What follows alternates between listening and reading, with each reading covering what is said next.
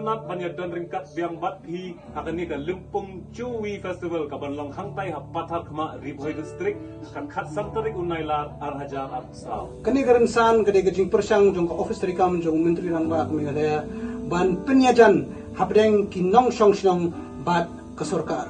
Please be our guest and come to the Chuwi Festival on the 15th of August 2024 at Pathar Kamat.